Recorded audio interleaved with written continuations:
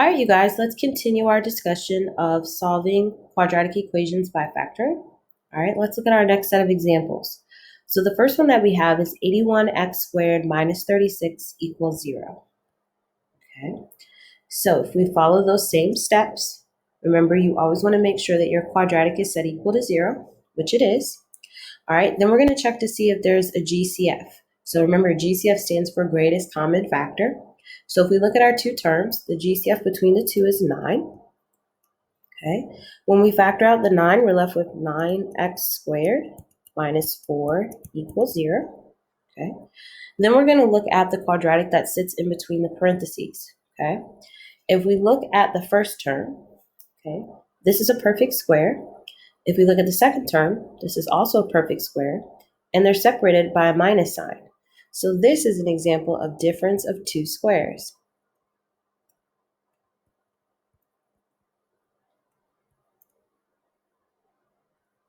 Or for short, I like to call it dots. Okay, so remember dot says if you have anything that looks like ax squared minus bx squared equals 0, the way that you factor it would be as follows. Okay, so as I'm looking at our problem, okay, I'm going to keep the 9 that we pulled out originally. I'm going to create two sets of parentheses. Okay, the square root of the front term is going to go in the front of each one of my new sets of parentheses. So the square root of 9x squared is 3x, and the square root of 4 is 2. And one set of parentheses is going to get a minus, the other one is going to get a plus. Okay. Now, step 3, since it's completely factored, we're going to set each one of our factors equal to 0. So we can say 9 equals 0. That's never going to be true, so we don't have to worry about it. 3x minus 2 equals 0. 3x plus 2 equals 0. And then our last step, we're going to solve for x. So in the first one, I'm going to add 2 to both sides. And then divide by 3. And in the second one, I'm going to subtract 2. And then divide by 3.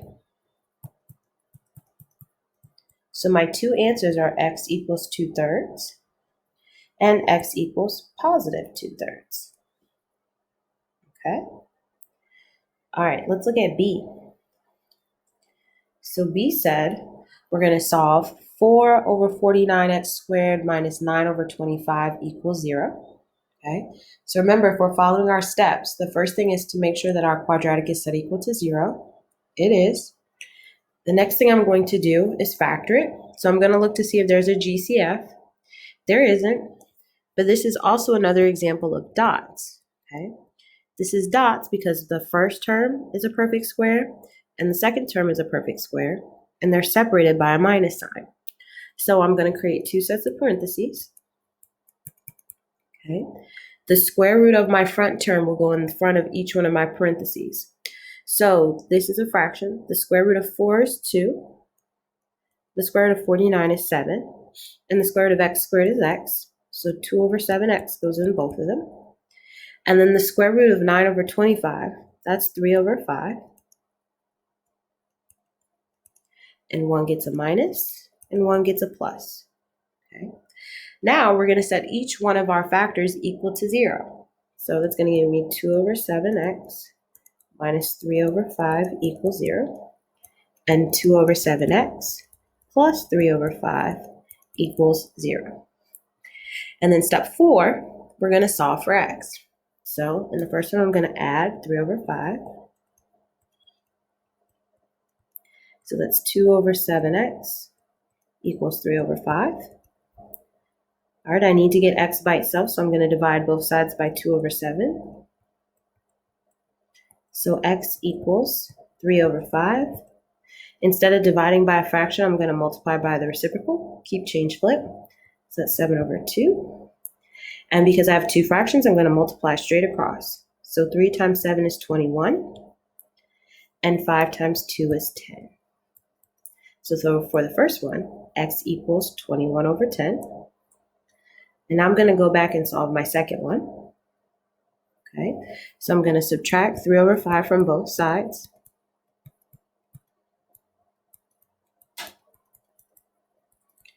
And then I need to get x by itself, so I'm going to divide by both sides by 2 over 7. So x equals negative 3 over 5. Keep, change, flip, 7 over 2. And because I have two fractions, I'm going to multiply straight across. So negative 21 over 10. That's my second answer. Cool. All right, let's work our way through one more example. So we have C. And C says x squared minus 11x equals 0. Okay, so the first step, you guys should know them by now, means that we're going to set our quadratic equal to 0. It is. The next thing we're going to do is we're going to factor. So as I'm looking at this, the first thing I'm going to do is see if there's a GCF. There is. The GCF is x. When I pull out an x, I get x minus 11 equals 0. And then the x minus 11, that can't be factored any farther. It's prime. So then I'm going to set each one of my factors equal to 0. And then I'm going to solve for x. So the first one is x equals 0. It's already solved. For the second one, I'm going to add 11 to both sides. So my two answers is x equals 0 and x equals positive 11.